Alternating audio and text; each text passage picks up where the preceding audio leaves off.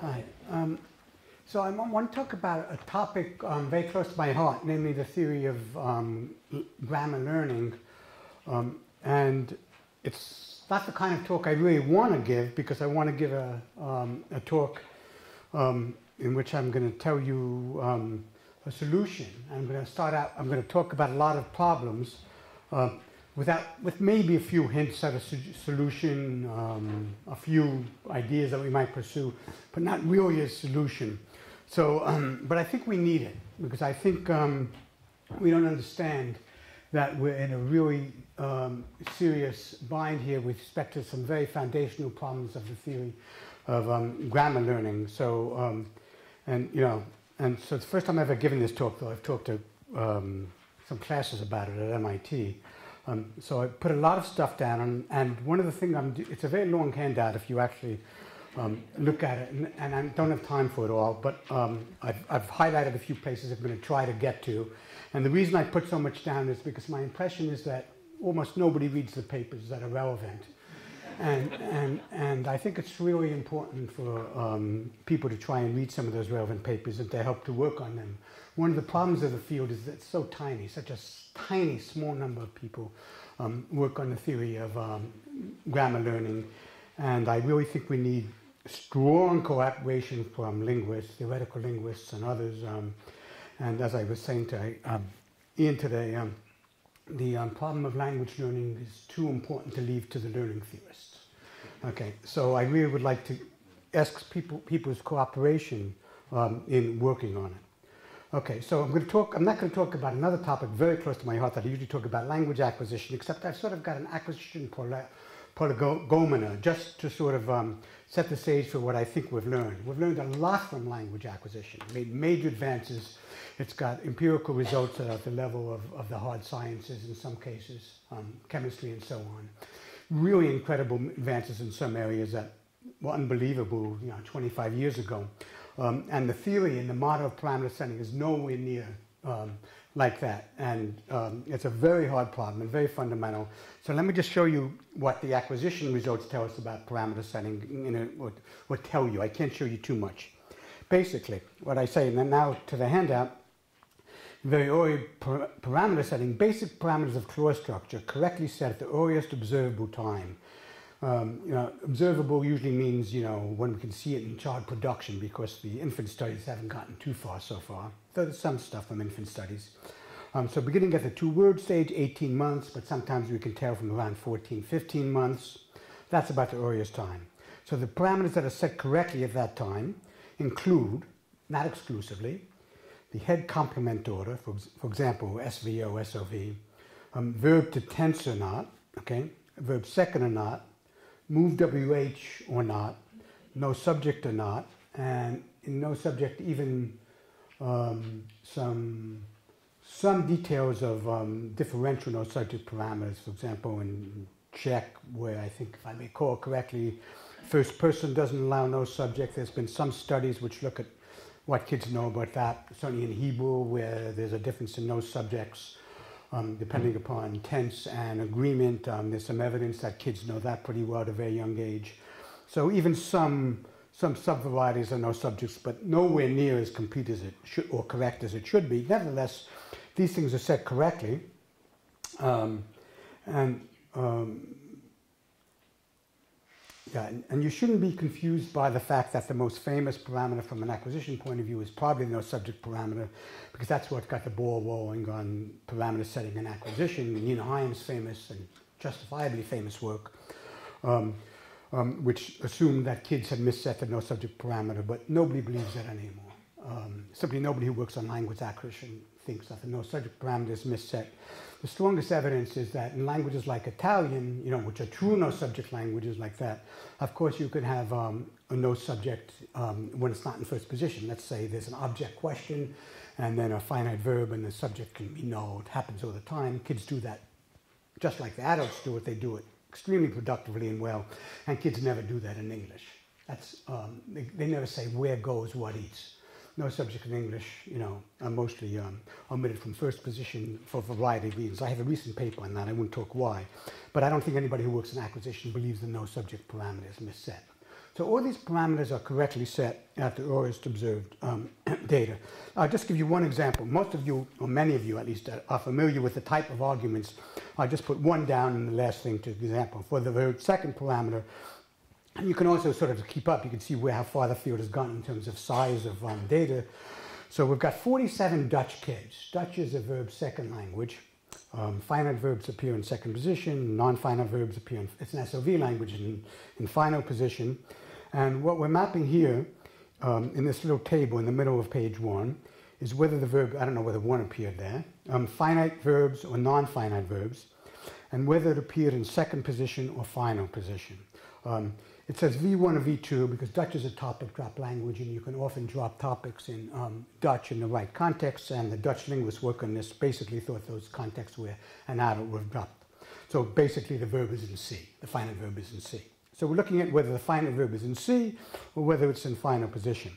And these are just total number of utterances over 47 kids who range in age from 1 year, 7 months to 3 year, 2 months. And you see when the verb is finite, it appears, almost 1,000 times in second position and 11 times in final position. When the verb is non-finite, and these are root non-finite verbs, by the way. You get the same result if you had non-finite verbs that are true, that should be infinitives. You get a very strong result. It would be 100% in final position. But let's just look at the root non-finite verbs. And 20 of them appear in second position and 606 in final position. So these are data results, and this happens in many fields of this field, worthy of chemistry. You have to roll a litmus test. Sometimes you've got a dirty solution and so on. So unlike most work in cognitive development, work in syntactic acquisition has, in some fields, has achieved remarkably precise and stable results that everybody finds no matter what, no matter how you do it in kids. And all kids go through this stage, some more than others, and so on, and nobody contradicts results. You don't even find impaired kids. Okay. So we know that the verb's second parameter is set correctly, and by the way, you can also measure things like non-subjects in first position, which you can see at extremely early ages and so on. But I'm not going to go through any of that. That's subject for other talks. And that's pretty well known and pretty much agreed to by students of language acquisitions, quite broad. Okay, so given that, we know we need a fast model of parameter setting. It operates quickly at a fairly young age with a limited processing capacity. These kids aren't even 2, they're probably 1 when they're doing this, babies. Feasible system is needed that doesn't have a huge amount of computation and memory resources because look who, tiny kids are doing this. But despite all that, we don't, in my view, even have a system that actually works in the limit, even if we give up feasibility and just look at the theory of learnability. And so something is missing in our conceptual status, I think. I wish I could answer what it is, but I can't at the moment, so let's go through the arguments. Number 1, the plot to date. The standard principles and parameters framework, remarkably good framework to move to, okay, assumes that parameter values, let's say always binary, are easily set and hopefully without much error. Especially given, that's what I think the theory wants to say anyway, and given the facts of acquisition, we want that to be true unless the error takes place at some unobservable stage before the kids are old enough. Major problem. No theory has been shown to have this property. Moreover, the analyses that no adequate theory has been shown to have this property. Moreover, the analyses that show the systems that seem to capture the intended way it works do not appear to have this property. In particular, so the first serious computational study of a parameter setting, and the one that got everybody to look for other ones, was the Gibson-Wexler paper of, 1990, 1993. The idea of that paper was to try and figure out a theory of parameter setting which just modeled the way linguists thought of parameter setting. So the idea that you could actually set the parameter by using a sentence which would tell you that what you had was wrong and you'd only set one parameter. So it deliberately limited the change in the parameter to only one parameter at a time, because I think that's how linguists thought of parameter setting. The data would tick off how to change a parameter. You're not going to change 10 parameters at a time from some data. You're going to change one because the data was supposed to tell you. Everybody had in mind that you hear a verb after an object, you think it's an SOV language. That's the conception to have in mind. I think that's what everybody had in mind, and people like Oswaldo Yeagley and Noam Chomsky when they sort of created this general kind of theory, and that's what people were working with. So that's what the theory said, and it tried to model that, and it and the idea was it wanted to go like older work on learnability theory, which actually mathematically sort of, showed learnability in a limit 100% of the time. It said it really wanted that to happen, but parameters make things a little more linguistically complex, so you get computational rather than mathematical results usually. So we did that as a computational study. And what we found is with a trivial system of 3 parameters, this system could not set the parameters correctly. Basically, you wind up in local maxima. In places where one sentence allowing you to make just one change would not allow you to get out of the maximum to the correct grammar. And that's what that paper did. And it was a paper with a negative result. It said, hey, we've got a problem, guys, and so forth and so on. And then just in case it was just because of 3 parameters at all, Bartolo et al. Expanded that to a 12-parameter system, and the result was even worse in terms of how bad it is. So the systems don't work. Okay, so since then there have been many responses, and I mostly want to talk about the Q model responses, though I'll talk a little bit about the interesting model that Charles has proposed, that it's sort of like triggers, but does things somewhat differently. It actually changes many parameters at a time, the probability values of many parameters at a time. But mostly I'm going to talk about Sacker's photo, because for one reason I've written a little bit about what Charles has written, so you can read it, and I haven't written about the Q models. So let's look at the Q models. Okay, first person to say that this should work for syntax was Erland Dresser. He said we need a completely different kind of model. He wrote a response in the journal which was published. One in which the cues were in the brain when you started and innately specified, and the cue would tell you how to set the parameter. He had a few ideas about how to set the parameters. He based that on a phonological learning model that he and Jonathan Kay had created years before for the learning of stress, which was a Q model. And I don't know. Okay, first thing to note is that Q model for the learning of stress didn't work. Okay, which we have to remember. Even for that one system, there were about 3 parameters at the end, which they could never set, and they had very vague ideas about how you might go about doing it. So as far as I know, that no Q model was successful for any respectable linguistic system. Okay, so it isn't like we can take that as a model and say, oh, things are great.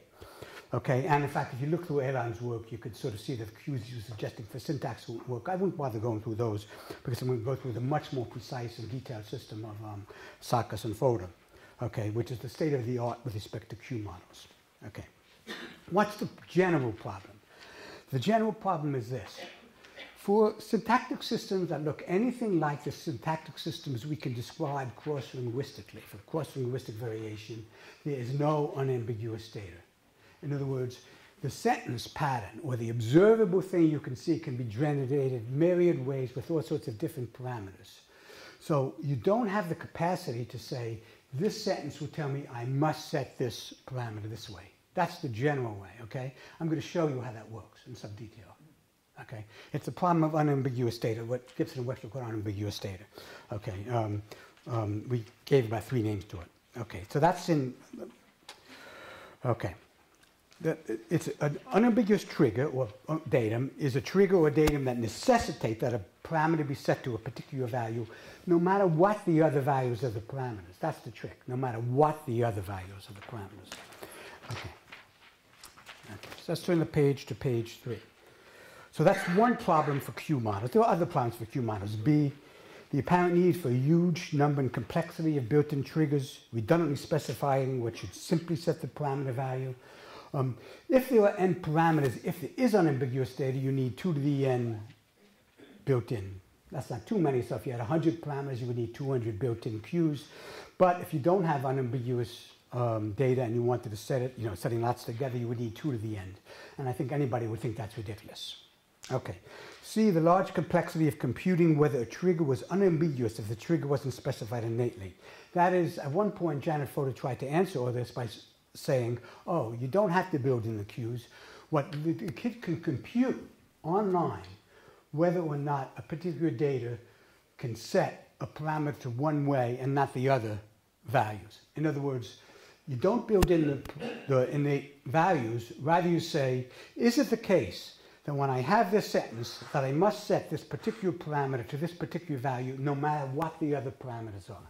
Okay, well that's an enormous computation, and I think they've really given that up, and Sarkis and Fodor don't bother doing that. They say they still had hope for it, but they don't do that. They specify them innately. They've given up Janet Fodor's idea, okay, which was a very well-known idea and everybody thought it was cool, but they've given it up. And you can see why they've given up. It would be an absurd computation for a kid, much less for any of us for that matter. Okay. And the lack of any model that seemed to work. So I have all that here. Okay, so let's go quickly. So one thing that's good about Sarkis and Fodor is they follow the strategy of Gibson and Wexler and Bateau et al. And all the learnability work before that, Wexler and Kolokov, all that stuff, by actually trying to get a definitive result, to actually doing a calculation over a system of parameters. And that's a very favorable thing in their favor. It's one thing that makes looking at Charles' work a little more difficult. He doesn't do systems of parameters together. He mostly does one parameter. He makes some arguments, but it's a little harder to know whether you can actually set systems of parameters if you don't actually study systems of parameters. Okay, so this is very valuable. Okay, so let's look at the set of parameters in Sarkis and Fodor and see where the problems are. We actually have to look in detail now. Page 412. Okay. So here's some general properties. There's some similarity to the Bateau et al., but different in some crucial respects. And you could ask which one is closer to the nature of UG. I think if you looked at the Sarkis and Fodor, you'll see that they've been manipulated a little bit away from cross-linguistic descriptiveness as we understand them. Okay. Some examples of similarities. Headedness, verb to I, verb second, but they do it differently. They do verb second as two separate parameters and don't link them in any way. Existence of adverbs to show via word order where the various kinds of verb raising took place, etc. Okay. Some of the assumptions of Sarkis and Fodor seem odd from a linguistic theory point of view. And one suspects that the reason is that Sarkis and Fodor has gone out of the way to put in parameters that have giveaway evidence for setting to the correct values. Parameters are much more transparent than the real parameters, and I'll discuss some examples. This isn't cheating. I think they were very conscious of this, and you can almost read it that they tried to do it. They could see that if they did it other ways, they weren't going to get learnability, and they tried to change the parameters so they would. But once you do that, it looks like it's not really going to get descriptive adequacy, and in fact won't scale up in any reasonable way. Okay, so that's sort of a general comment. Okay, D. They specify a kind of default value for every parameter. Sometimes because they think it might help learning, sometimes in general consideration, sort of as Anna Maria was saying, for example, no movement is maybe a default compared to movement. So they don't do that every time. Sometimes they have the default to be movement instead of non-movement for some other kind of learning reason. So there really isn't a very consistent fix. And you can sort of see why. They're trying to get some kind of learning. Parameters on page 4, number 13. So here are their parameters. First is subject position, before or after I. It's not at all clear that any languages which have after I, but okay, so they have that. I'm going to do this very quick. I want to get to some arguments. Two-headedness, to the left or to the right, and they're not doing them phrase for phrase. They're doing it for the grammar as a whole. Of course, there are some exceptions. Then they do headedness in CP. The C precede or follow its IP complement. Here we have some good examples of these. That's probably quite adequate. So in English, C is on the left. In Japanese, Korean is on the right. 4, preposition stranding. Can you strand or not? English, yes. Many languages, no. 5, topic marking. This is simply the question of whether a topic is morphologically marked in Sarkis and Fodor. In their notation, it's marked.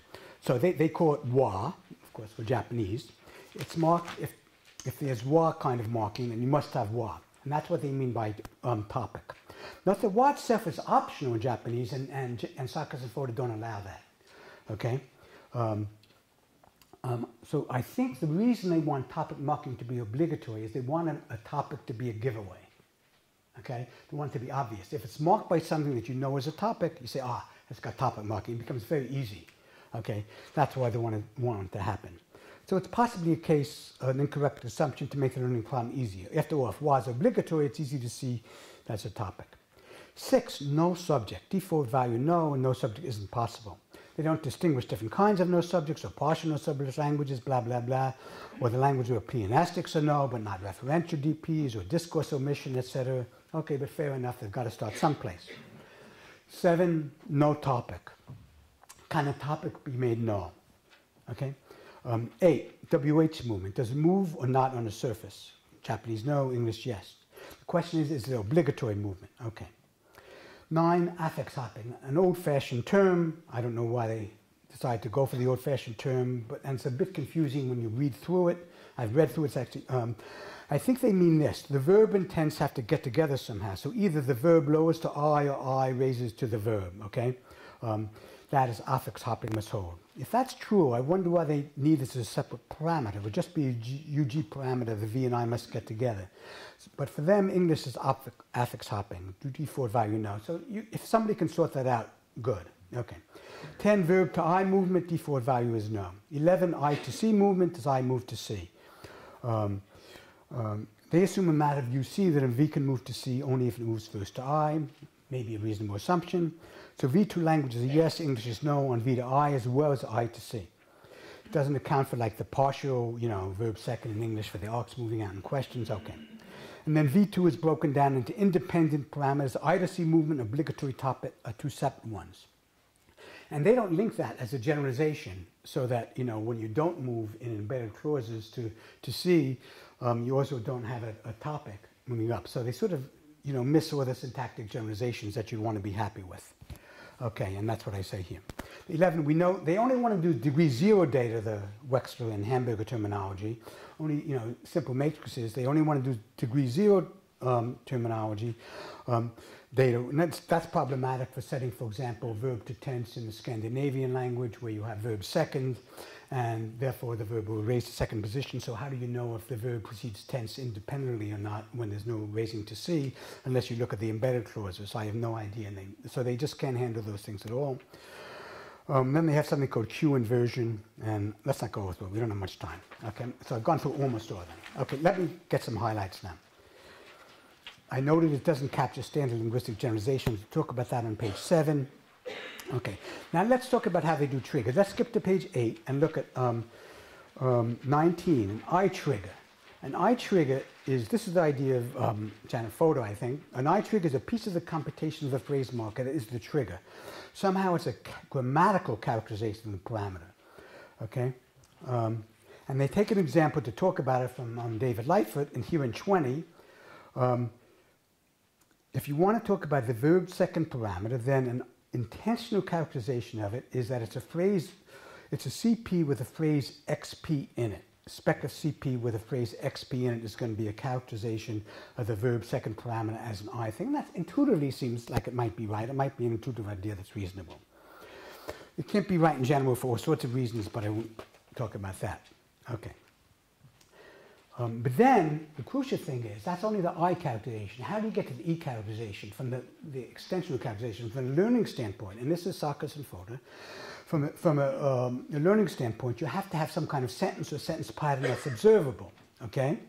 Okay? So a sentence, 21, a sentence encountered is the E language instantiation of this I language characterization. Okay, so they take an E trigger as a sentence pattern. Gibson and Wexler took what you'd call the E triggers as to be sentences. Sarkis and Fodor take them to be sentence patterns. Okay, so maybe that'll work. But the problem 22a, how does a child that hasn't set the parameters yet come up with a piece of grammar like such and such a phrase is in spec of C? Okay? Okay. So it's very difficult for them to come up with that if they haven't set the parameters correctly. So what's suggested, they point out that Lightfoot suggests something like that Lightfoot is aware of the problem of giving an I characterization. So he actually sometimes, at least in this one case, does try to find an E trigger, what they call an E trigger for the sentence pattern, something in XP, and that's in 22b. This is Lightfoot's suggestion. A sentence initial non-subject immediately followed by a finite verb. Okay, so that would be how you set verb second. A sentence initial non-subject immediately followed by a finite verb. Problem solved. Just so story told. Okay, does that work? Well, they don't comment on this proposed E trigger, but point out that Gibson and Wexler expressed skepticism that such could be found in general. Okay, meaning that they probably had some skepticism themselves, but they didn't give the details. So let's go over some detail on that. It sounds good. After all, verb second languages like German, such patterns exist. But this is on page 10 in 22c in bold. But the devilish problem of the lack of unambiguous triggers once again raises its ugly head. Suppose that the language happens to be an SOV language that allows no subjects, for example, Korean or Japanese. Then OV, an object followed by a finite verb, will be a very common form of input.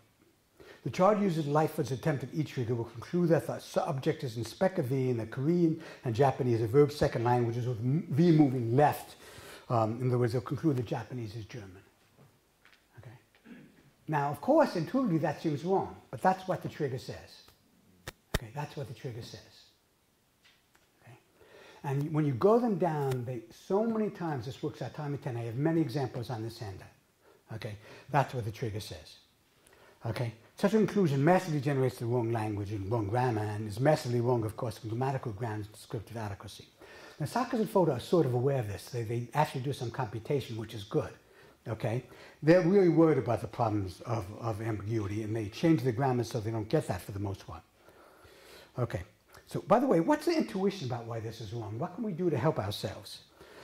Maybe if we find a way to order, probably partially order the parameters. This is 22C. And this is as much as I have as a solution. It's not a solution. Okay? The parameters so that the learning system is not allowed to set parameter X until evidence to the value of parameter Y has set quite unambiguously. Then we can avoid some of these problems. If, for example, the learner had unambiguously decided that language was SVO rather than SOV, and the status V2 might be much clearer in the above example. Okay? With this work in general, we don't know. That's why I say we don't have a solution. But it looks promising with these some examples. If we just order the parameters in some way and set them in some natural kind of way, that might be very useful.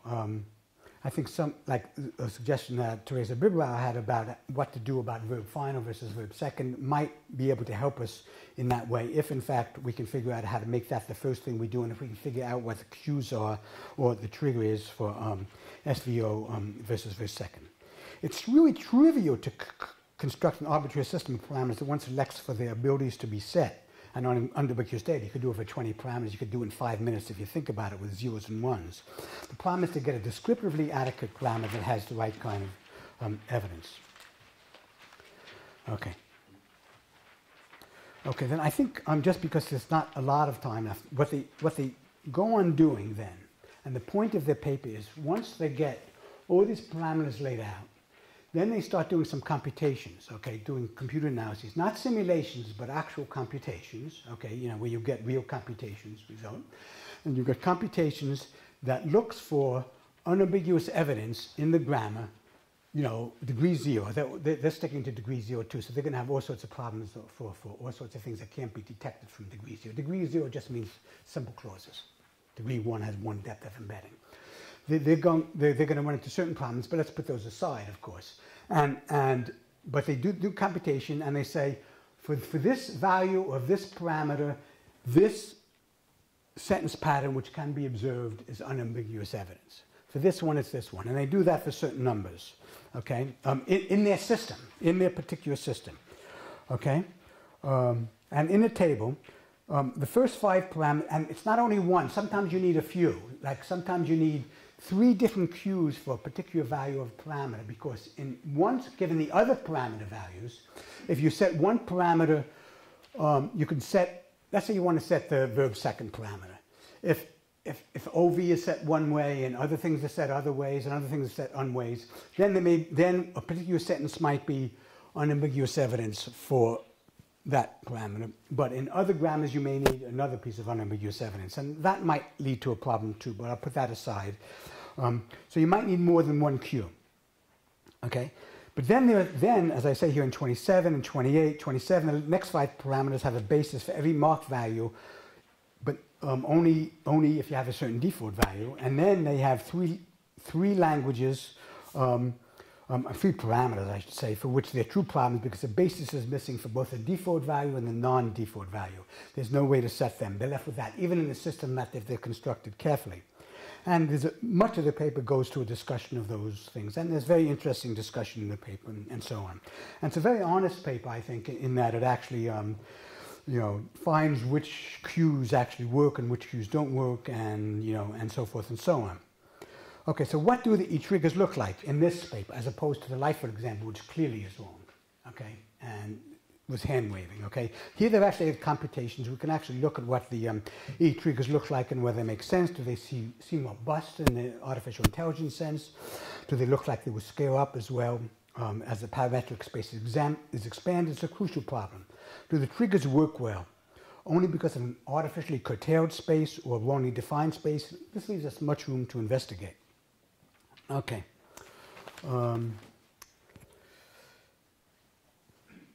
Because we don't have much time, let's go on to... Okay, let's look at 38.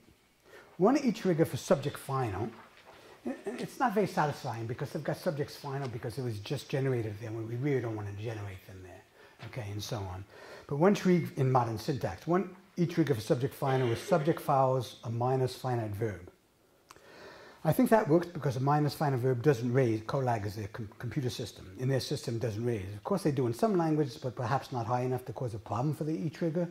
Okay, they don't consider that situation. Okay, that means that for a subject to follow the non-finite verb, it had to be generated there. The verb couldn't have raised to the left around it. Are there counterexamples, non-finite verbs that raise to the left of the subject? Are there no languages that are, say, SVO underlying that raise a non-finite verb to some constructions? Well, I dredged into my memory and thought of what I remembered, and here, 43 prime here, we have these sentences from Italian that occur where you have this sort of non-finite, from Risi, having Maria accepted to help us, we can resolve the problem. Don't ask me to read the Italian, please. And, if given this sentence, a learner would actually set the wrong value of the subject parameter, okay, because it's a non-finite verb in front of the subject, because Italian we do think is SVO, of course.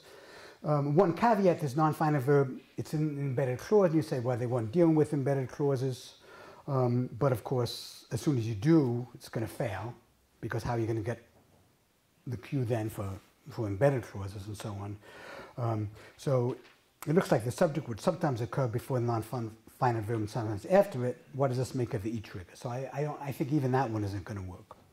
Okay, now a second E trigger for subject final, it's in 44, is S follows a non-sentence initial direct object. A non-sentence initial direct object. And why does that work? The only leftward movements in their system of a direct object are to spec of C. Okay, so you move to spec of C, which is always in initial position when it's filled. So if the direct object is not in initial position, it's not in spec C. Therefore, in their system, it couldn't have moved any place. Well, think of all the places an object could have moved to in another system, but in their system, it doesn't move. Thus, if the subject follows such a non-initial direct object, the subject must have been generated to the right of the direct object because there's no rightward movement of the subject. This is all my talking, but this is trying to tell you when you go through it why it works. Therefore, the subject must generate in the right. So 45, does this E trigger scale up to real syntax? How about VOS sentences in many Romance languages, for example, Italian? The object is in non-initial position. Okay? The subject follows this object. Thus, Italian is subject final via its trigger. And I go through what a standard now is for Italian, which wouldn't involve putting the subject into final position, base generating it there in post-verbal position. Would involve various kind of movements. Or you might even argue for another analysis. But there are two general issues. Is the E trigger robust so it works on a more correct set of analyses? Is E trigger robust enough so that when further parameters are added, the trigger still works? The crucial fact is in 48. As more parameters are added to a system, E triggers can only be weakened, not strengthened. Why? Because adding parameters might make a globally valid E trigger no longer globally valid E trigger in an expanded system. So robustness is a serious issue. And then we can go on and on. We can just talk about headedness and CP. Companies where they assume, I'll just say it without going through all of this, they assume that in a question, in every possible, they don't tell us this, but they really do implicitly assume this. In every possible language, in a question, you either have a question marker in C, like ka, in Japanese, that kind of thing in Japanese and Korean, or you have an arcs move into C.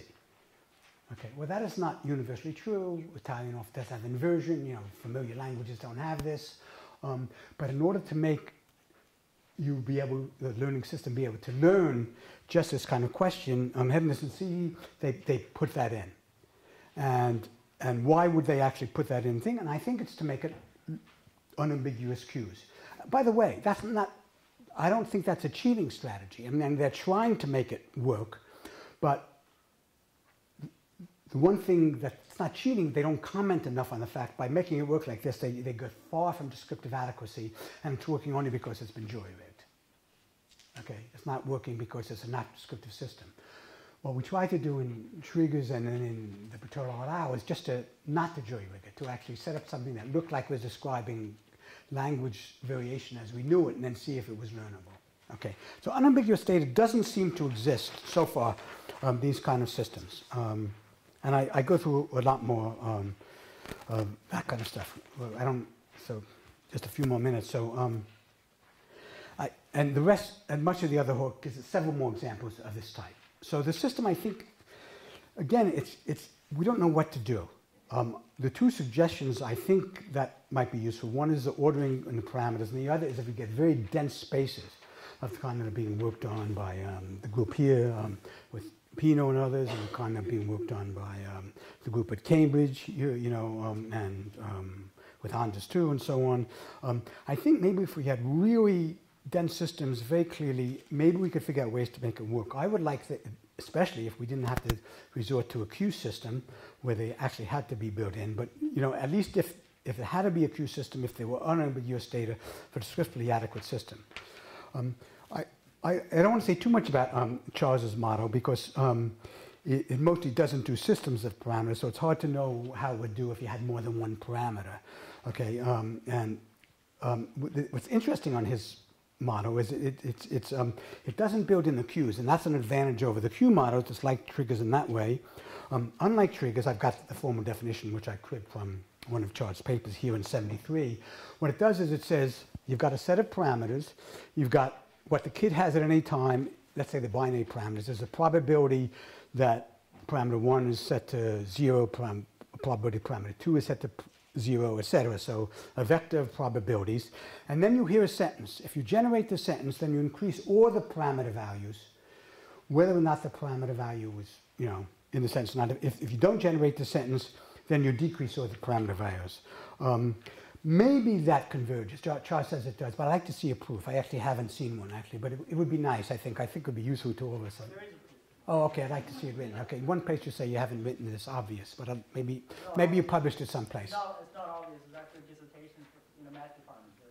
Okay. In the book you say it's obvious. There's no proof. Okay. And I'm curious whether the proof involves the assumption of unambiguous data or not.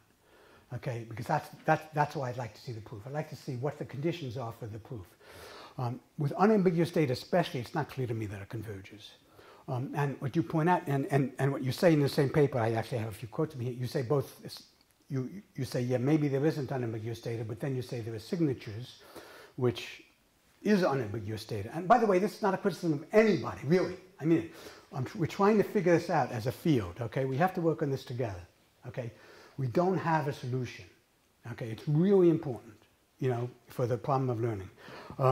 I criticize myself too. I don't have a solution, so I'm in it with everybody else. Okay, we don't have a solution.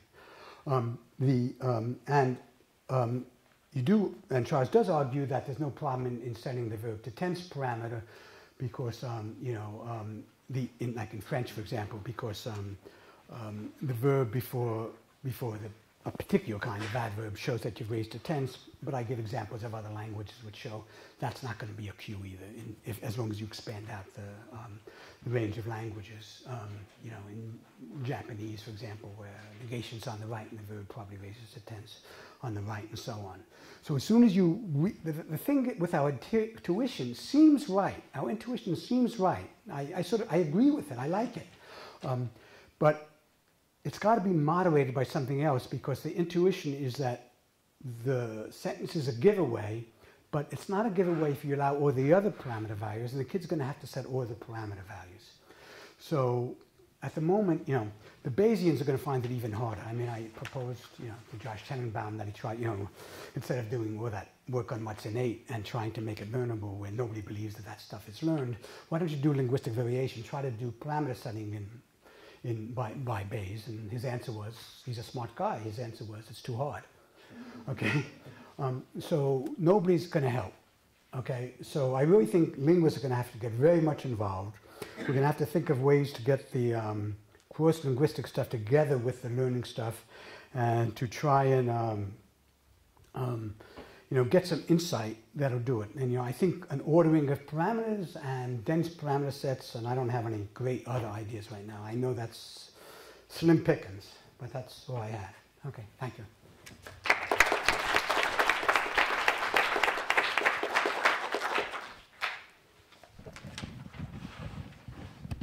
Am I taking? You can take yours, yeah. I think we had Ian, or we should do Ian, Charles, Bob, and you. Okay, let's just go in that order. So it goes like, is that okay? 1, 2, 3, 4. Maybe I could have taken Charles. Go ahead. Just 2 comments, really. The first is that the problem is in a way a little worse than you stated it, because if you look at your examples at the very beginning of the handout of the very early set parameters, we know from the work that's been done in diachronic syntax in the past 30 years that every single one of those parameters, we have documented cases of change of every single one of those parameters, 3 of them in the history of English. And then, so if we then buy into the basic idea that Charles was talking about earlier, that I think everyone here agrees with, that the fundamental driving force in language change, language change is actuated in acquisition, then not only can these parameters be reliably set, but they can be reliably misset and lead to a language change. So yes. The problem is actually harder. It is not. I agree. I agree. Yeah, and then the second point I want to make, which is kind of the obvious thing for me to say, I think what follows from all of this is that parameters are not all equal. There really has to be a distinction between the types of parameters. And how to get that into our systems is, I think, the next challenge. That's right. For the learning system. I'm going to talk about that tomorrow. Yeah. Okay. We're good. Okay. Okay. I do think we're in the same boat, but I do want to make a couple of clarifications. One is there is a proof. So Ken Strauss, working with Sam Gutman in Northeastern's math department, gave a proof of the convergence of the naive parameter learner I have in my thesis. And the feature of that is that convergence rate is arbitrarily low if the parameter space is arbitrarily complex. Now, if the parameter space has this independent signatures, if they're doing this, then learning is actually a lot more efficient.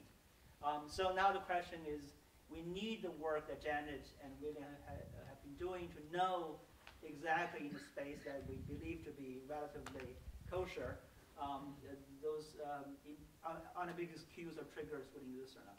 Now back to, I can't speak for Janet and William, but the work that Bob and I and William have been doing is to run a model, a variety of parameters, setting models using child-directed English data to see the feasibility of parameter setting for English. And we have promising results, which will be reported next week in a conference in Maryland. And finally, the suggestion that I think you're making of this series ordered, maybe some partial order parameters, or like Ian's idea that some parameters are more important than others, is really another interpretation of the Q-based idea. I'm not an advocate of the Q-based learning. So if you look at Drescher's work, it literally has a sequence of parameters in which they're set. And that's the order in which they're set. Now, we can argue whether that's a plausible idea or not, or you can have a sequence. Does the sequence need to be paired with cues or not? But I think this having this partial ordering is actually exactly one interpretation of the Q-based learning model that Drescher started working on for the problem of. So we can look up what the proof consisted of and whether it assumed unambiguous data. No, it does not assume. That's crucial. It does not assume. That's why the proof does not assume unambiguous data. Okay. That's why, worst case is exponentially slow. But you can also show if the unambiguous data does exist, then learning is actually fairly efficient. Yeah. No. So having a favorable learning space is good news for everybody. Yeah. Well. Okay. So if there's unambiguous data exists, one doesn't need a system, then you've just got the Q system. You just wait for the unambiguous data to come along. And I'm sure if you did a simulation, you'll find that system is faster than yours because Charles's learner, and this is deliberately dumb. It's really a dumb, very slow learning system, done on purpose, and making lots of errors because it's punishing the wrong parameters and rewarding the wrong parameters by accident, I think that's quite different from the linguistic idea. That doesn't prove that it's wrong if in the end that's what works. But the linguistic idea is there's something about the sentence that tells you what parameters set. And that's one thing the Q idea does pick up. okay? So if the ordering does relate to the queue, then okay, then maybe it's something for the queue ID as opposed to your system, okay? I don't know what the right system is in the end. My own feeling is the learning system in these ways is not going to be nearly as important as figuring out which parameters which are important, which have to be set first, which depend upon the other, and something else about them. And I don't know what that something else is. That's the third factor, which I can't specify. Okay, okay, that's all I'll say. So and if. And I know you did the system, you know, about it, and I imagine what you would have found that the pure Q learner would be faster than your system, right? Because it's got to be, because you deliberately built it in to be slow, and that's okay. But we don't. That's not the issue for us. That's not how fast they do it. It's can they be set with a descriptively adequate grammar? That's important. So all those issues, I find, for 100 years from now, right now. The first thing to do is, can we get an adequate system, a descriptively adequate system? What I've been arguing here is that the system I have is so far from the system that we really need and done just to make it learnable that if you did a simulation based upon the system, you're not testing grammatical theory. You're testing something else. And I don't blame anybody for that. That's what that's what we have. I'm saying we just have to do better than that. Okay, so the differences aren't going to count for anything because some arbitrary system doesn't have anything to do with linguistics. Well, only has a little bit to do with linguistics. Okay, so Bob and then... I'll cede the floor to the next distinguished colleague. Okay. Go ahead. So in the sort of, this is related to Ian's question.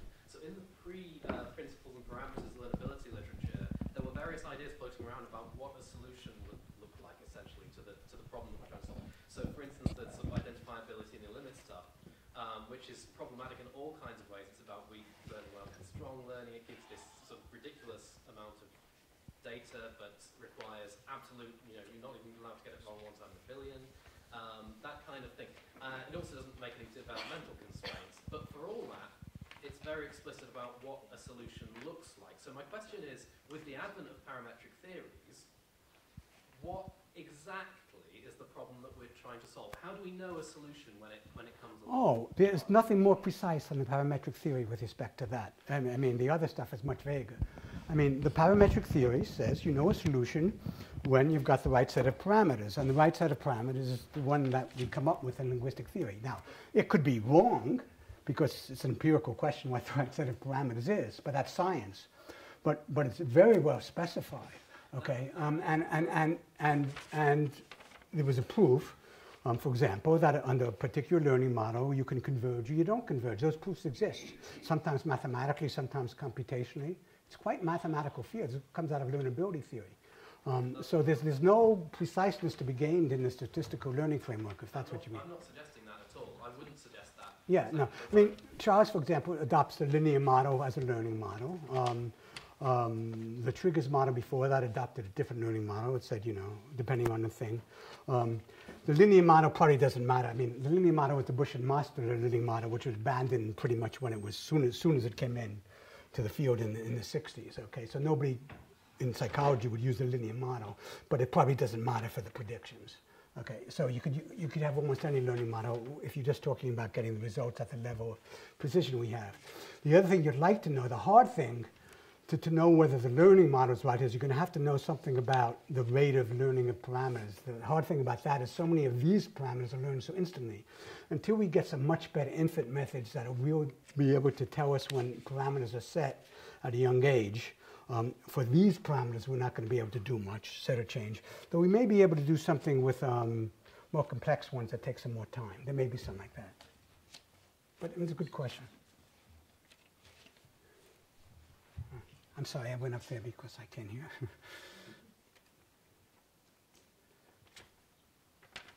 Okay, well, if there are no further questions, I think we should thank our speaker.